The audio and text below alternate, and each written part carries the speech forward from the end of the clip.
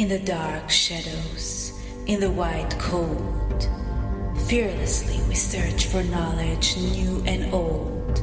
We drink the strong spirits and read the ancient tomes. The order of the Abracast. We are the brave and the bold.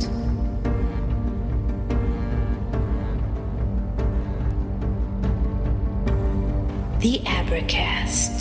Occult, history, conspiracy, and violence.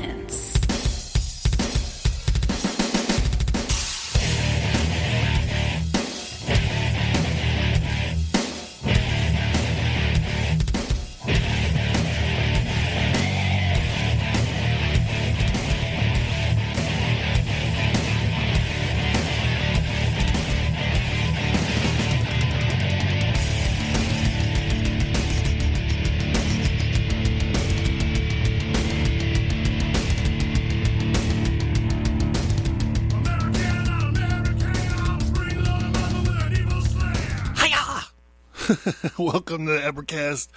You guys, if you're still out there, you know who I am. My name is Jon Towers, by the way. Welcome to the Abracast. Special episode? I don't know. So before we get started, I need to just give a shout out to everyone who's reached out to me over these last few months. Something awful happened to me personally that almost did me in. So we've been taking a little break. This is not a medical thing or anything like that, but it was a very serious situation. So whatever, get past it. Thank you guys for reaching out to me. At one point in time, I did lose track on replies, so I do apologize for that. If you check out the website, went away for a little while. I got some interesting emails about that. But the website is back up. It's under construction, but a lot of the functionality that you were used to from the old site is going to be transferred. Now, doing something like rebuilding that featured topics page is going to be very, very time consuming, chasing down links, copying and pasting them, besides the fact that I literally have a million episodes to keep track of. So I might just skip it just out of the mental well-being aspect of that. But okay, so enough of my bullshit. I got my Gin Jihad right here, the mother's milk. Let's get this party started.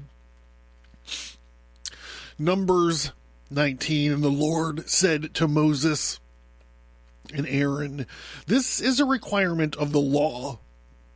And the Lord has commanded, tell the Israelites to bring out you a red heifer without defect or blemish, and that has never been under a yoke, and give it to Eleazar the priest.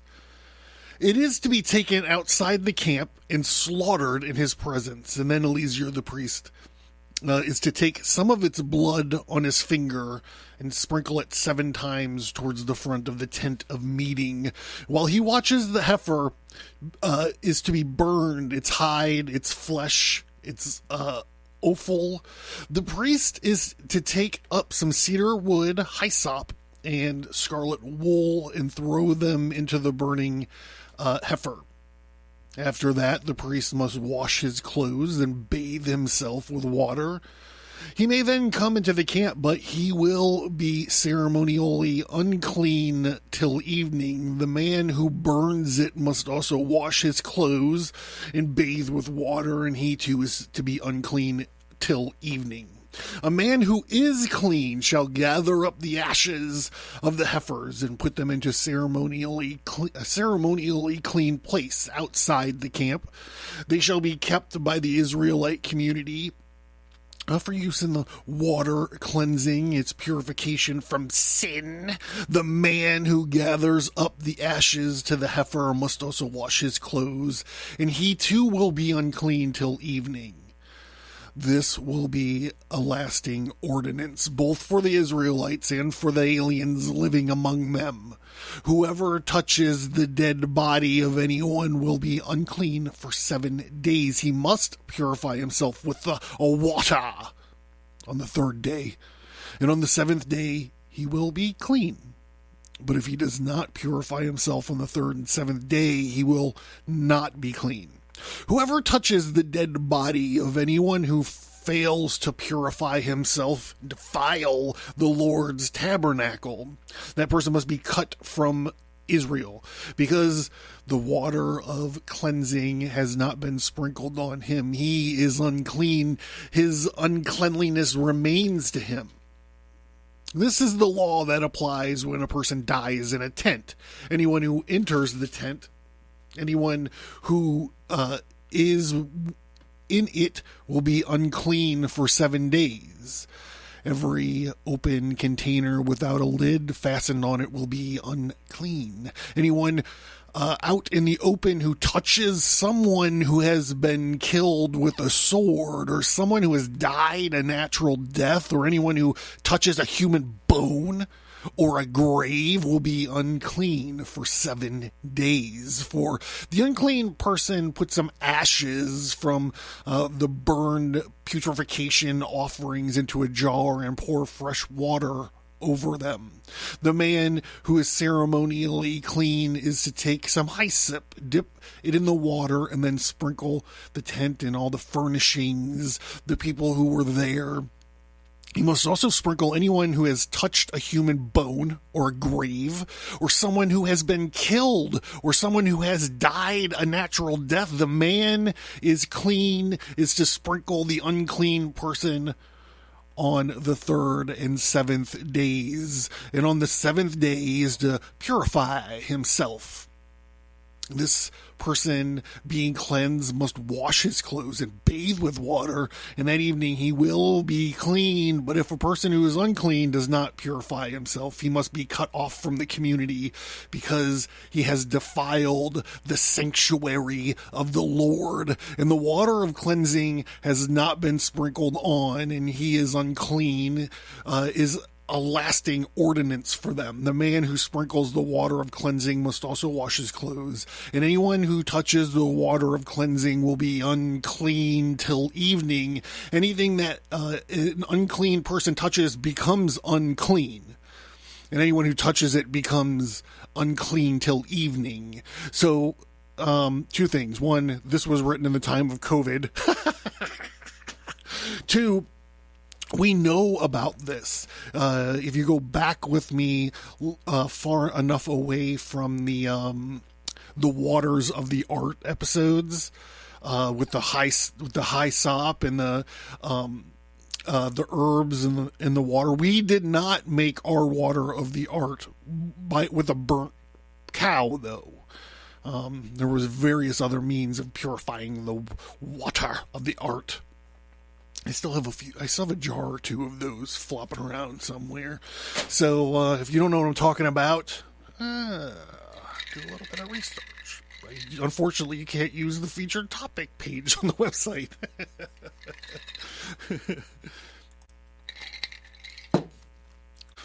So the obvious thing about this red heifer business, and if people are going to be talking about this, it is current events. If people are going to be talking about it, they are probably going to skip over the whole bit, that whole chapter.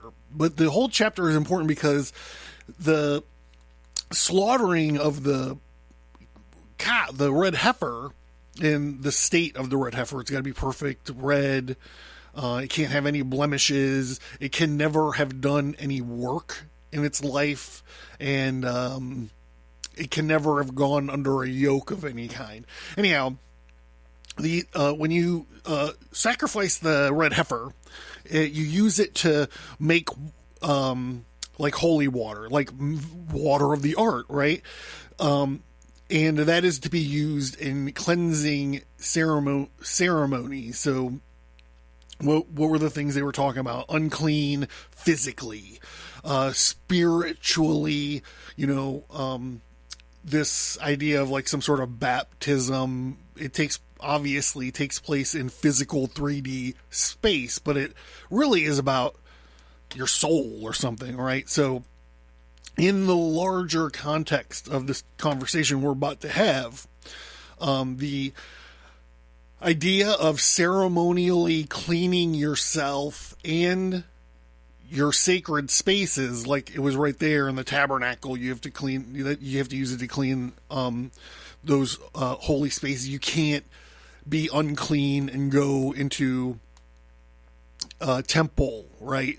So that is really the most important part of the whole story when we get through it. It's not really going to be about the red heifer, more like it's going to be about what are you going to do after you get ceremonially clean. Where do you go? You go into the temple. It's going to cause a lot of fucking problems.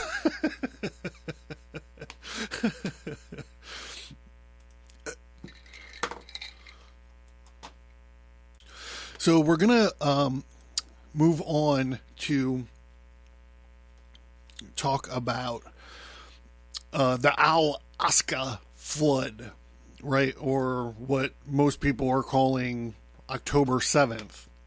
This is when Hamas fighters jumped the border in like fucking paragliders and shit. Like, what is this? A Chuck Norris movie?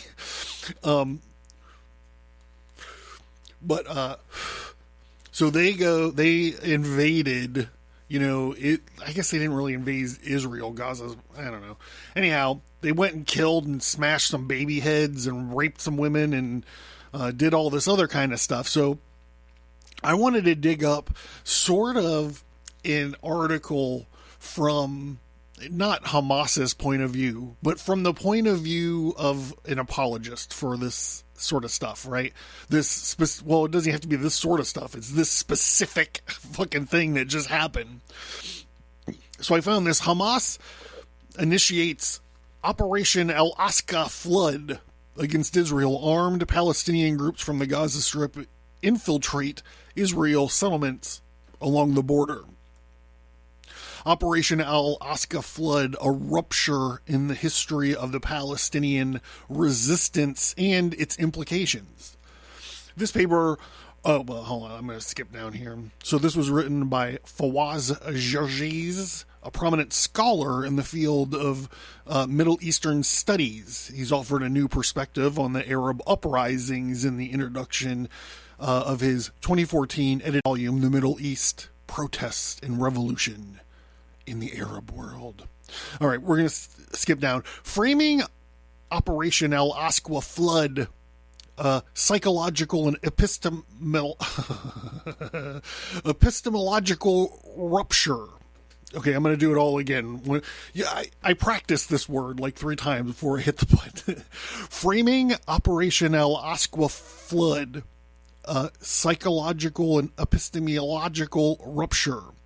Operation al-Asqa flood is a significant turning point in the Palestinian struggle, marking the most fundamental change in philosophy of the resistance since the first Intifada in 1987. The Palestinians, who for many decades thought that they would end the occupation and establish an immediate state thanks to the support of the Arab world, realized in the mid-70s that the Arabs would not take the necessary steps in this regard. The leadership of the Palestinian resistance realized that the only path to progress depended on their own will and initiative, and launched a massive uprising against Israel with the power of its people. The first Intifada, therefore, led to a significant paradigm shift in the Palestinian resistance. Rather than waiting for a move from the international community to the Arab world, the local struggle against the occupying Zionist regime, albeit with limited means, could enable Palestine to make gains towards independence. This strategy also allowed the Palestinian resistance to institutionalize and build a strong identity. Moreover, the establishment of the Islamic Resistance Movement, or Hamas, at the beginning of the First Intifada signaled that not only a methodological but also an ideological transformation would take place in a Palestinian resistance. As a matter of fact, the following years, Hamas' conception of the political order, its methods it used, the discourse it produced, and its clear stance against the Israeli occupation resulted in this movement finding a response throughout Palestine and become one of the most powerful actors in the Palestinian political life. All right, so who is Hamas and what do they fucking do? By the way, that First Intifada stuff, I felt like I was at Mad Max ordering dinner. I'd like the first Intifada, please, and one of those margaritas.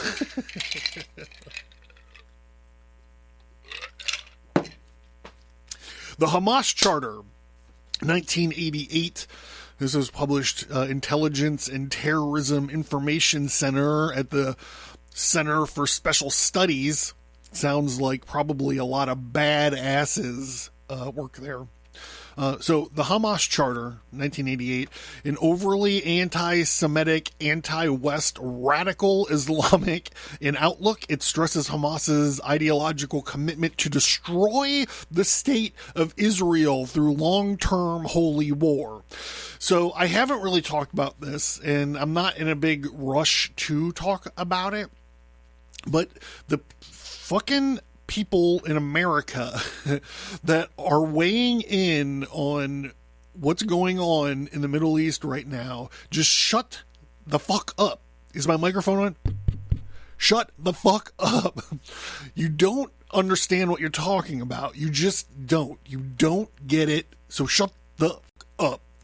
And here, let me add this to the context. So this, I'm not going to read the whole Hamas Charter. I'm going to read the overviews and summaries by this place. But if you were to find it, you can find it. It's 70-something pages. You can download the PDF. You can fact check it yourself and just, well, no, don't trust me. Go fact check yourself, but let's continue on with the discussion where the shit that this place is quoting from actually says these things. So it says stuff like, we want to destroy your whole race. How do you do a ceasefire against that? Okay, we'll stop killing you until you try it again. I don't know. But listen, okay, so overview. On January 25th, 2006, the day the Palestinian Legislative Council elections were held, Dr. Mahmoud Zahari, maybe, al-Zahar, probably, senior Hamas leader in the Gaza Strip and candidate for the post of foreign minister, stated that Hamas was committed to the ideology of the 1988 charter. He noted, so what they're saying here is that they did a charter in 88 and then they softened it up in 2006. They made it a little bit more palatable.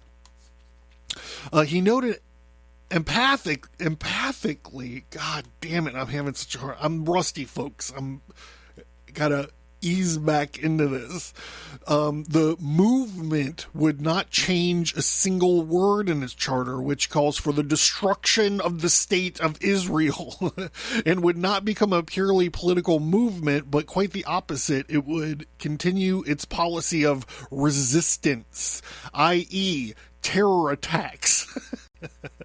The Hamas Charter, referred to by Mahmoud al-Zahar, was formulated during the first year of the previous round of the violent Israeli-Palestinian confrontations in 1987 to 1993. It was edited and approved by Ahmed Yassin, the movement's founder and leader, who died in a targeted killing in March 2004. Targeted killing, that means you're on the feet, you're down range You put yourself there, bro. You did. Hamas's most important ideological document.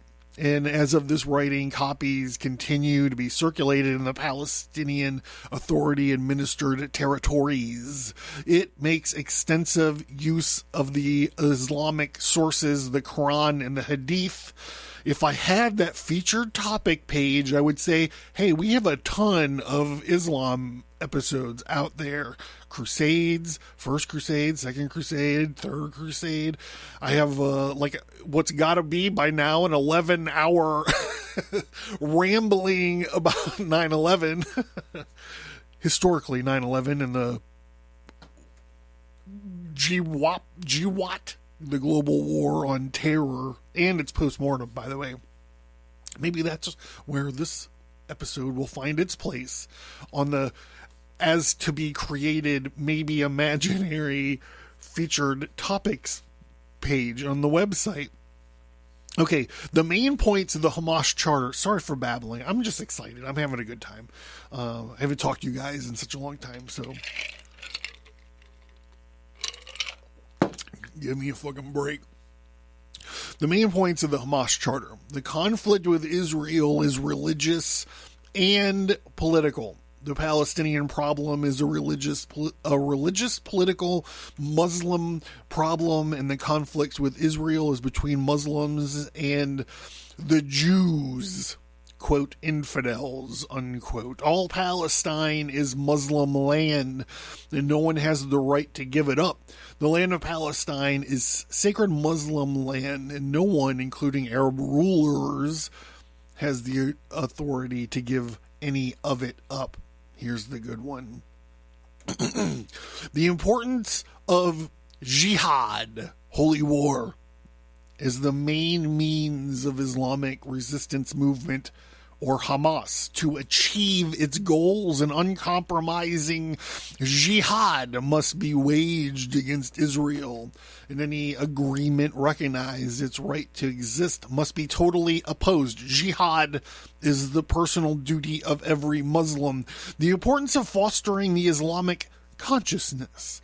Much effort must be invested, fostered, spreading Islamic consciousness by means of education or indoctrination in the spirit of radical Islam based on the ideology of the Muslim Brotherhood. The importance of Muslim solidarity. A great deal of importance is given to Muslim solidarity. One of those manifestations is aid to the needy through the establishment of a network of various, quote, charitable societies, unquote. In addition to the charter is rife with overt anti-Semitism. According to the charter, the Jewish people have only negative traits and are presented as planning to take over the world. The charter uses myths taken from classical European and Islamic-based anti-Semitism. They're talking about the matzo ball soup stuff. Is that what it's called? It's a story about how Jews kill kids and make them into soup.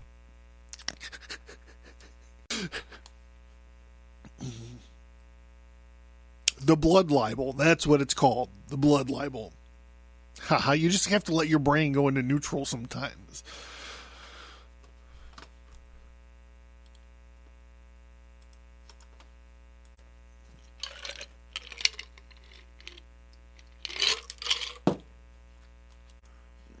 So we're going to skip down here to, I'm going to read selected parts from the analysis of the Hamas Charter. Let's see here. Where we're going to, it's uncompromising. It views the problem of Palestine as a religious, political, Muslim issue. The conflict between Islam and the infidel Jews. Palestine is presented as a sacred Islamic land and is strictly forbidden to give up any inch because no one has the authority to do so. We already kind of just talked about that one a little bit ago. The refusal to recognize the state of Israel's right to exist as an independent sovereign nation, the waging of ceaseless jihad against it, and the total opposition to any agreement or arrangement that would recognize its right to exist. Israel will arise and continue to exist until Islam wipes it out, as it has wiped out what went before. Overt, vicious anti-Semitism with both Islamic and Christian European origins is used extensively throughout the document. The all-out holy war, jihad, against the Jewish people is legitimized by presenting the Jews in a negative light and demonizing them as wanting to take over not only the Middle East, but the whole rest of the world. One of jihad's deadliest manifestations is suicide bombing terrorism, which was developed by Hamas during the 90s and has become its leading strategy. Okay, hold on. Let's skip down. The Jews are also presented as worthy of only humiliation and lives of misery. That is because, according to the charter, they angered Allah, rejected the Quran, and killed the prophets. The document also includes anti-Semitic myths taken from the protocols of the elders of Zion. I only assume that if you're listening this far into this episode of this show, you know what that is.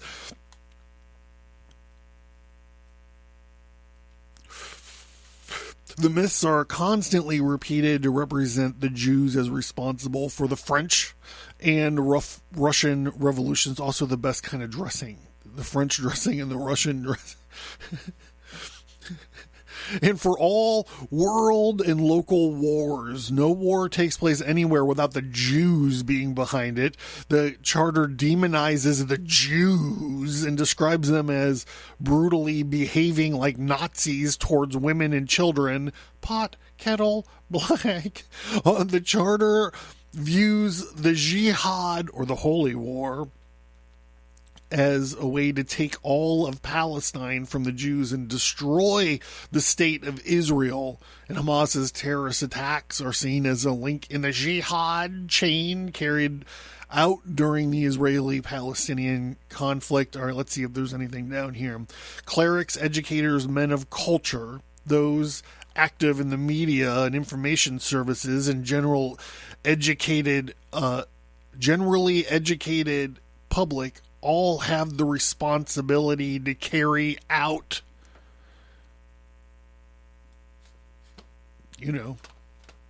jihad, bro. It's a jihad. For those of you who've never heard the show before, because of the lapsed time off, I can throw around the word jihad. I have a drink named after it. I wrote a book about it. Of course, it was a comic book. No one ever really read it. But it's out there. Oh, yeah. It's out there.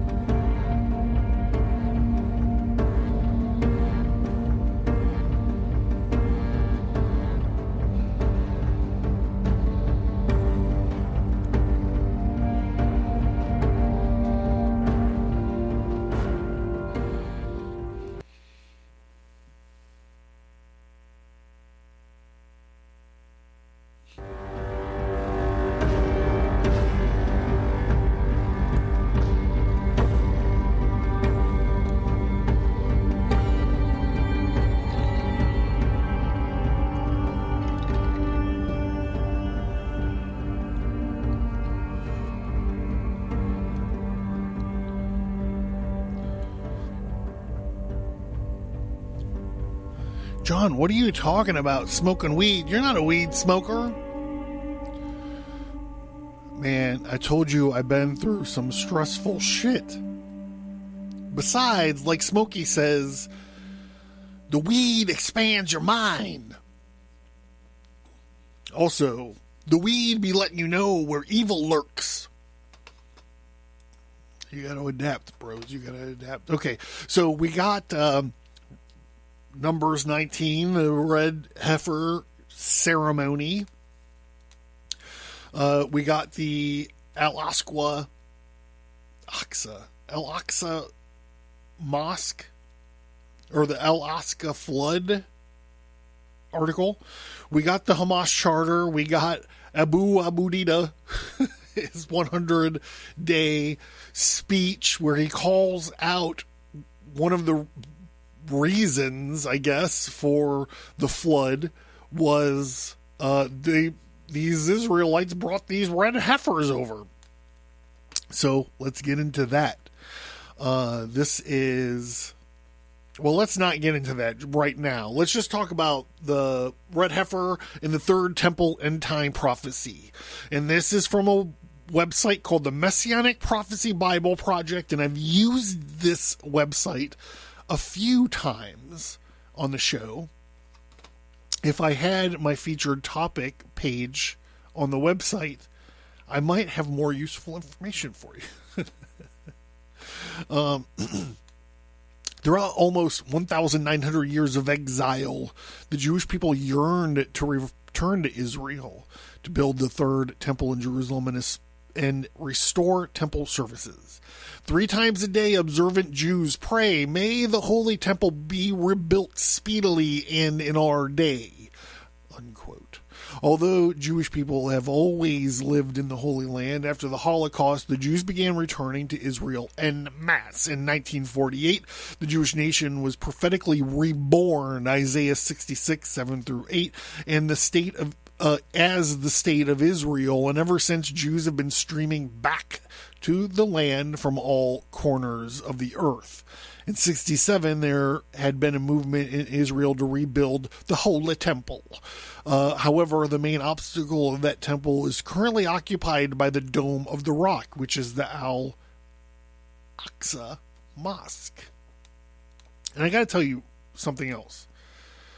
If I had that fucking featured topic page, we've done so many episodes about this goddamn temple. We did, we did King Salt, the Grim,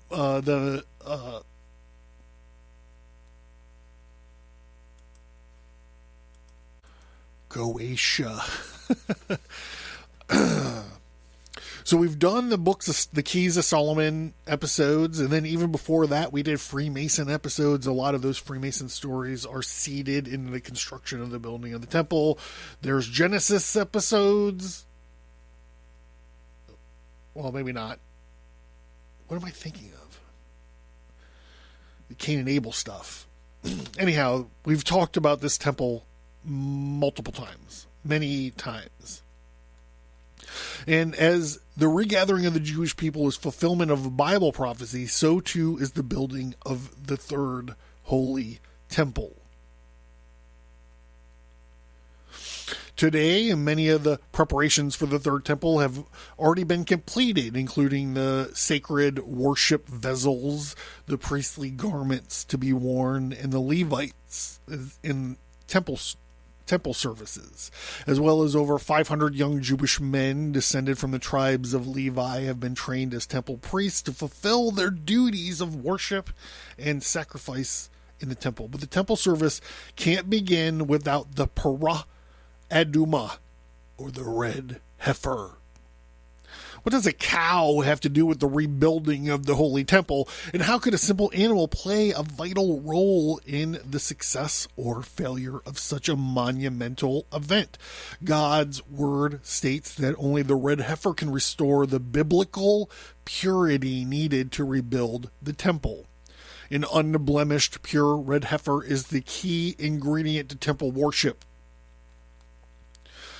According to, I'm skipping down here a little bit, according to the Temple Institute, the organization dedicated to preparing for the construction of the third temple in Jerusalem, these cleansing waters are necessary to ritually purify the Temple Mount area, the sacred vessels, and the entire Levitical priesthood, that they are all being prepared for service today. So these 500 chaps that are training to be priests are getting this. They're living by this thing.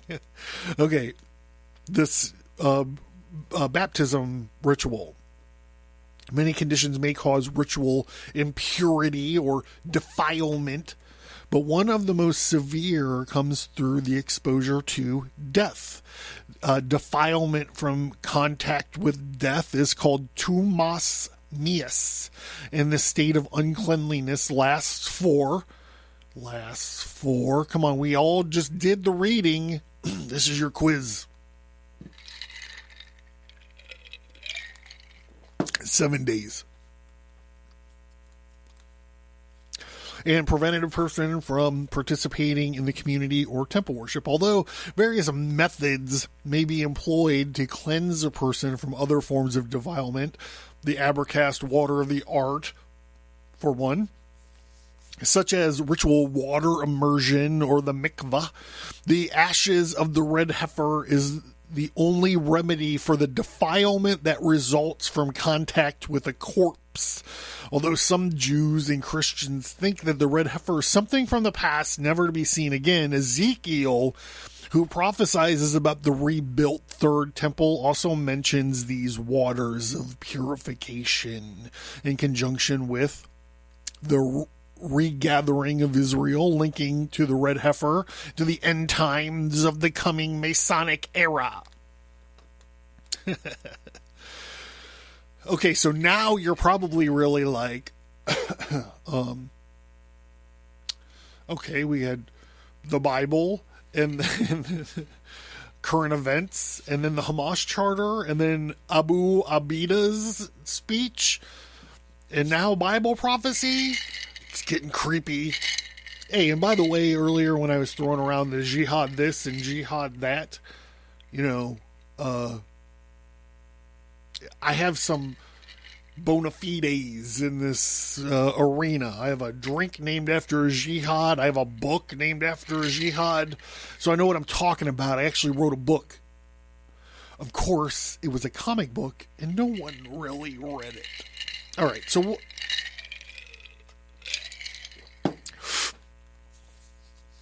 what the fuck are we talking about here? Let me check time real quick. I gotta check the time. Okay. So this is coming to you from fucking CBS News of all places. The headline is, what these red cows from Texas have to do with war and peace in the Middle East. And I would say, nay, Chris Livesay, nay. This is about war and peace in the world. If some shit goes down in the Middle East, it's over. At least until we can get on our little electric vehicles. Jerusalem. When was this written? I can't find a dateline. God damn it. March 5th, 1048. So this has been out there for a while. I can't believe I haven't really heard more about this. Jerusalem. When Hamas spokesperson Abu Abida began a speech marking the 100th day of the war in Gaza, this is the exact same thing we were just talking about, one confounding yet eye-opening proclamation escaped the headlines. Listing for motives for Palestinian militant group October 7th massacre in Israel, he accused Jews of bringing red cows into the Holy Land. The cows he was talking about are red heifers, which now graze at a secure, undisclosed location in Israel-occupied West Bank. Some Jews and Christians believe that they're key to rebuilding the Jewish temple that once stood in Jerusalem and to beckoning the Messiah. And To understand, you have to look back at almost 2,000 years of the tumultuous history of the Middle East when the ancient Romans destroyed the last temple that was in 70. To rebuild it fervently, believers point to the Bible's book of Numbers, which commands the Israelites to offer a red heifer without defect, blemish, or never have been under a yoke. Only with that offering, they insist, can the temple rise again. From Texas to the West Bank, instrumental to bringing the heifers to the Holy Land was Yitzhak Mamo of Jerusalem, a group committed to seeing the new temple built in Jerusalem's old city. You can check to see if they have any white or black hairs, he told CBS News, explaining that any hair that isn't red would disqualify the cows from fulfilling prophesized roles. There's some Jewish oral traditions that say you can have up to 2 white hair and or black hairs. 2. That's it. Anything more than 2 disqualifies your red cow ass. Finding the red heifers took years. The quest led Mamo to, not to Jewish breeders, but to Christian ranchers thousands of miles away. After a long search, we found them in Texas, he said. Texas Red Angus. To bypass strict laws in place at the time, the banned export of U.S. cattle to Israel, and the heifers were classified as pets. Mamo said with a laugh, but to those following biblical commandments, cows are no laughing matter, he added, stressing it was no publicity stunt. Harry Potter is a good story. The Bible is not a story, he said. The Bible is God's way to lead us. But they were classed as pets. There were no plans to let the red heifers live out long, happy lives. Okay, pointy. A massive white altar awaits, and there will be burned on a plot of land overlooking the Mount of Olives in Jerusalem. Mamo states that the ceremony must be performed looking directly into where the ancient Second Temple stood until it was destroyed by the Romans in the year 70. So a lot of people seem to think that the red heifer has to be sacrificed at the temple or where the temple is going to go. But it's obviously not true. You're doing, because if you were making the vessel of the art, like the water of the art with this red heifer blood, so you can go into your sacred space, it would make sense that you couldn't make the sacrifice in the sacred space. It seems logical to me. However, there's a lot of people, I think, that believe that it's got to be sacrificed in where the temple is going to go. And a lot of people think that that's weird. Like, they've been excavating under it. They're like trying to see, like, well, what's the definition of a temple? I don't know. It seems pretty specific when you read the Bible. It's, I believe he's got measurements and shit in there. Okay, so a Pandora's box that nobody can close. What Mamo didn't mention is what stands in the temple's place now, the Dome of the Rock, the al-Asqa Mosque, which are among the holiest sites in Islam. Well, the Temple of the Mount is among the holiest sites of the Christians and the Jews, too. So, I mean, come on. Today, heavily armed guards ensure that only Muslims are allowed inside the complex, but what hasn't stopped Jewish activists like Melissa Jane Kronfeld from the leading groups the Temple Mount 5 days every week?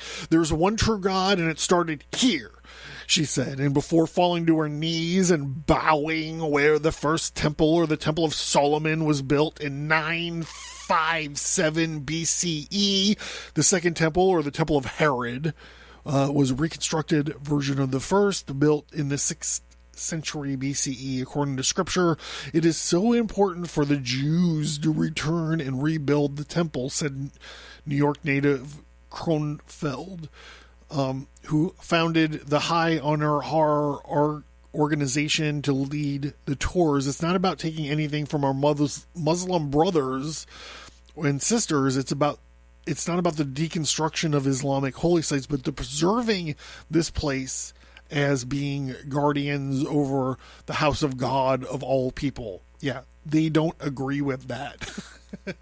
They don't have coexist bumper stickers.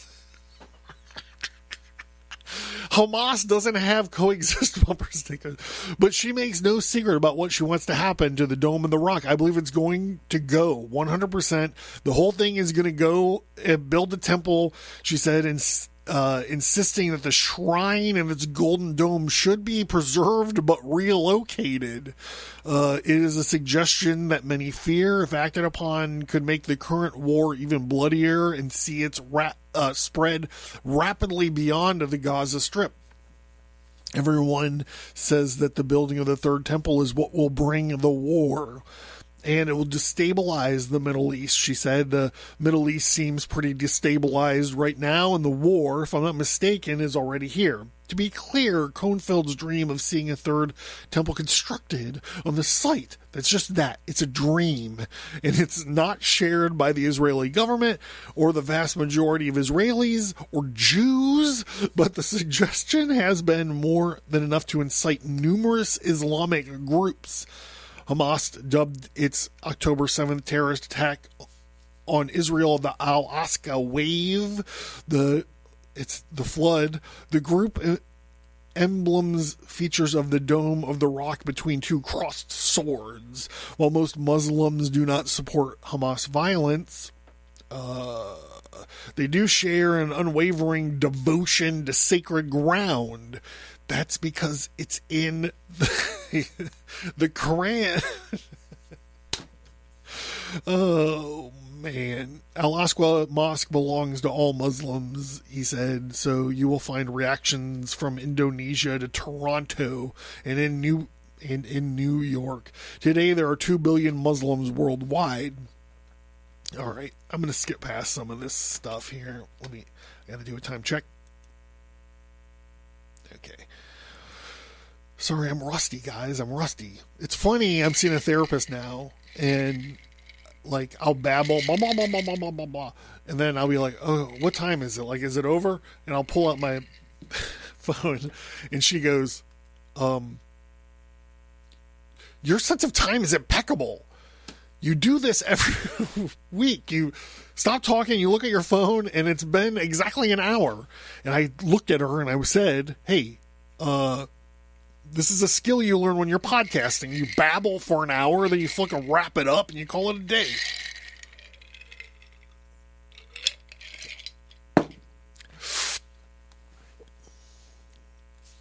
All right, I'm skipping ahead. U.S.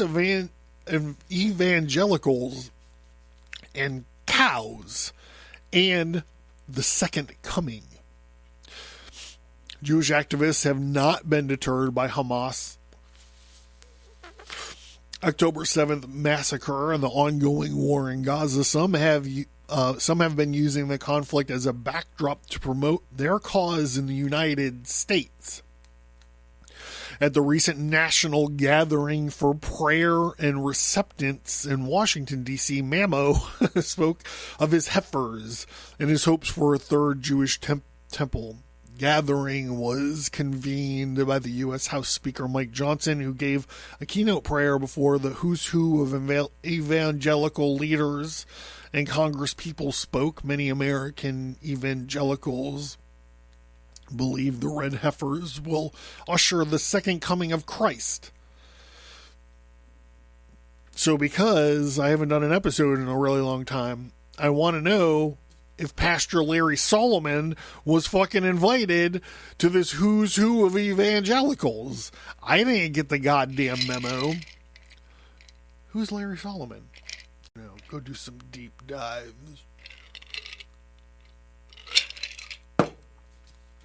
We're going to accept the Messiah, and we need the Messiah to come. Barry Stinson, a Texan who had helped bring the cows to Israel, said.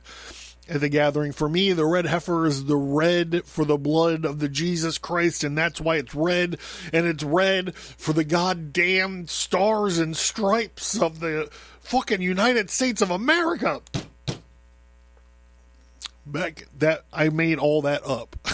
Back in the settlement of the West Bank, Mamo told CBS News that heifers need only to pass a final purity test. The ceremony that he has will reconstruct the temple and usher in the Messiah. Can I get an amen? Take place any day. He said he understood why Hamas could be outraged. And he says, quote, "This guy has become my spirit animal now that I've read this. Because I cannot understand, even if they are right, why they have to slaughter and rape people to win their war," unquote. He said, "Terrorists have been attacking us before. We never dreamed of these cows," he reflects. "They don't need them as an excuse to kill."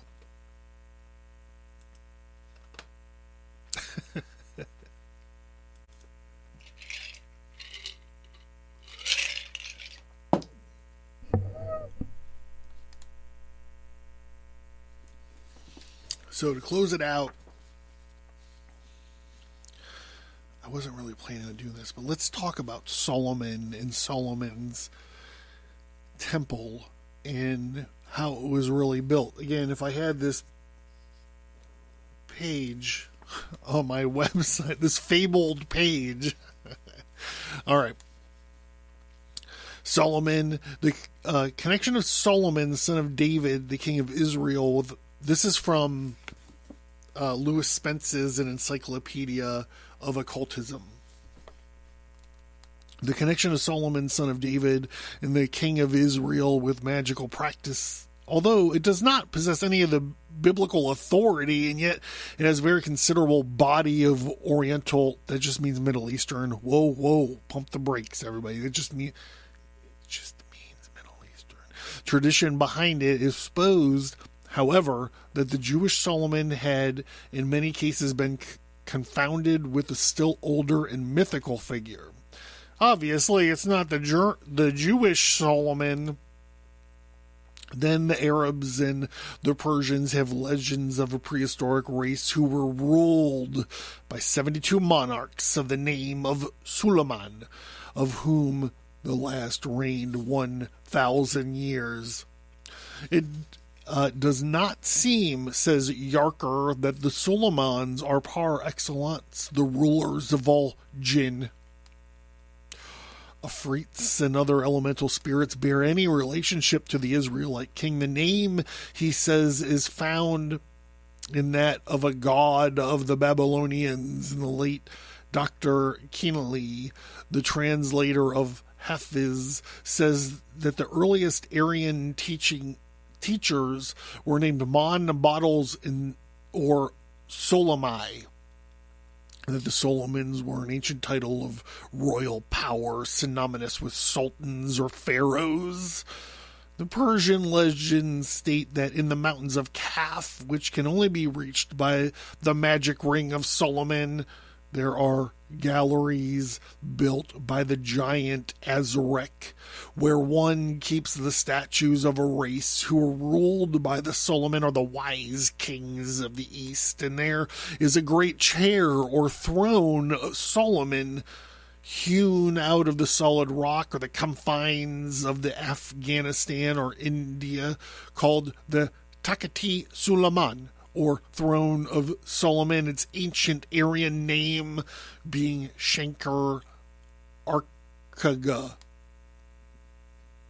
It is these older Suleimans, then, that we must probably look for our connection with the tradition of occultism, and it is not unlikely that the legend relating to Solomon and his temple have been confused with these. The protagonists in the antiquity of Freemasonry who date their cult from the from the building of Solomon's temple have confounded some still older rite or mystery relating to the ancient dynasty of Solomon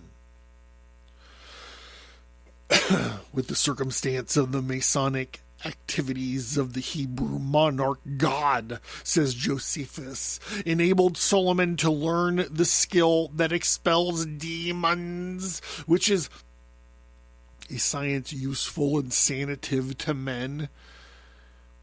He composed such incantations also by which distempers are alleviated and left behind, with the manner of using exorcisms by which they drive away demons, so that they never return. And this method of cure is of great force until the day. For I have seen a certain man in my own country whose name was Eleazar, releasing people who were demoniacal in the presence of Vespin and his sons and the captains and the whole multitude of his soldiers. The manner of the cure was this: he put a ring that had a root on one of these sorts of mentioned by Solomon to his nostril. Solomon had a lot of nose stuff. He was big into smells.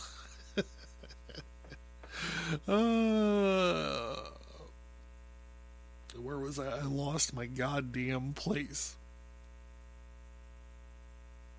Oh, and when the man fell down immediately, he adjured him to return unto him no more, making still mention of Solomon and reciting the incantations which he composed. And when Eleazar would persuade and demonstrate to the spectators that he had such power, he set a little way off a cup, a basin full of water, and he commanded the demon as he went into the man and overturned it, and thereby let the spectators know that he had left this man. And some pretend fragments of this conjuring of the Book of Solomon are noticed in Codex Pseudographerius.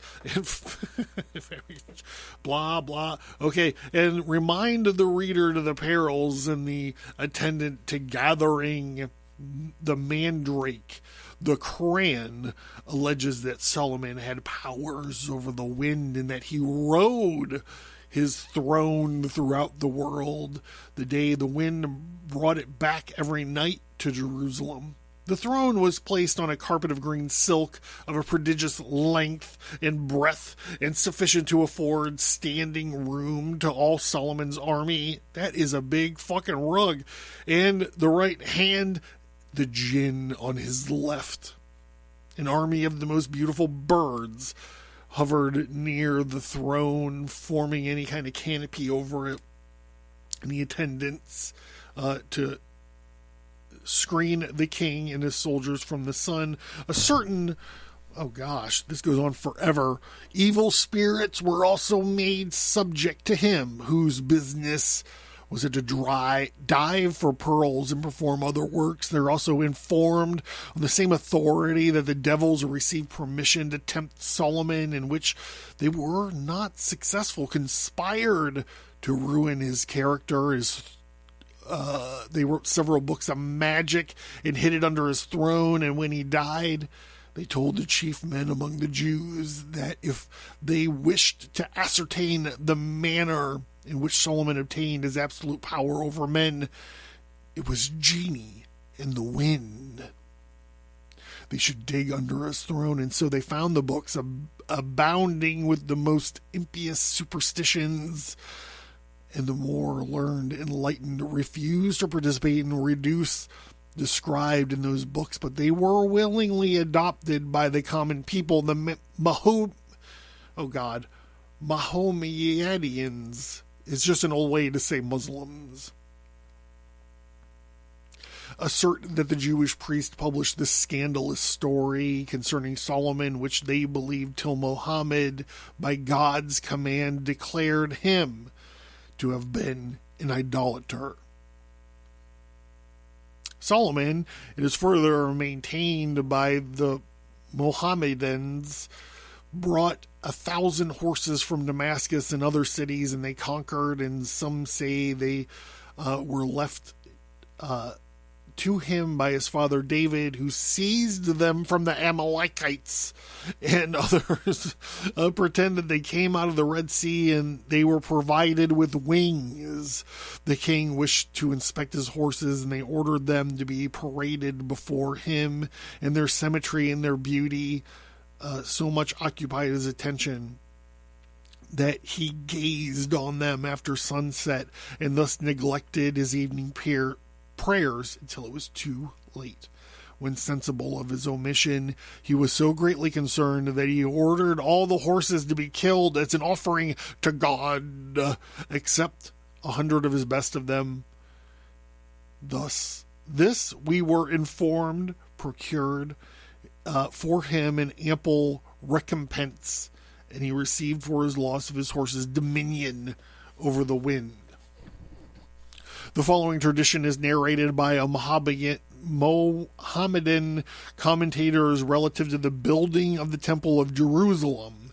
According to them, David laid the foundations of it, and when he died, he left it to be finished by Solomon. That prince employed jinn and not men in the work, and this idea might probably originate from what it is said in the first book of Kings, that the temple was built of stone made ready before it was brought thither, so that there was neither hammer nor axe nor tools of iron heard in the house while it was building, and that the rabbinins noticed a worm which they pretend assisted in the workmen, the power which was such as it caused rocks and stones to separate and chisel blocks. Solomon, while engaged in the erection of the temple, found his end approaching. He prayed that his death might be concealed from the jinn until the building was finished. This request was granted, and he died while in the act of praying, and he leaned on his staff, which supported his body at that posture for a whole year. And the jinn who supposed him to still be alive continued their work. In the expiration of that year, the edifice was completed, when a worm which had entered the staff ate through it, and to the amazement even of the jinn, the body fell to the ground, and the king was discovered dead. So these guys aren't smart. The jinn. I imagine that I've had a boss at some point in time that was like, just let me die and prop me up, so they'll continue to hit their metrics.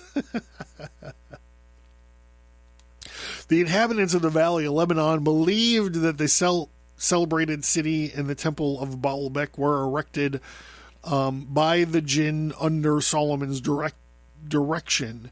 The object of the erection of the Baalbek is variously stated. One tradition affirming that it was intended to be a residence for the Egyptian princess whom Solomon was married, and the other is that it was built for the Queen of Sheba.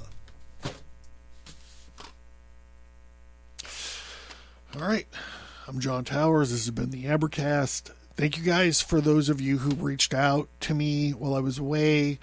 It really did mean everything. I was in a low spot, and I appreciate it, even though I lost track. I'm Jon. This is the Abracast. Thanks.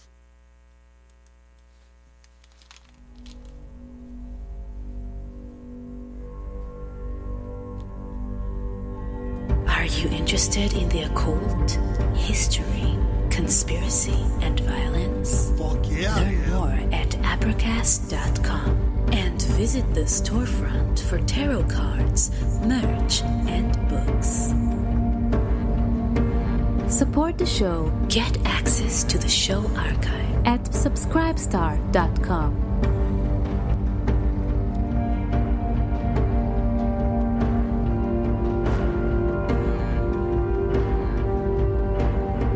Thank you for listening to this episode. Send an email or visit us on social media to let us know what you think about this topic.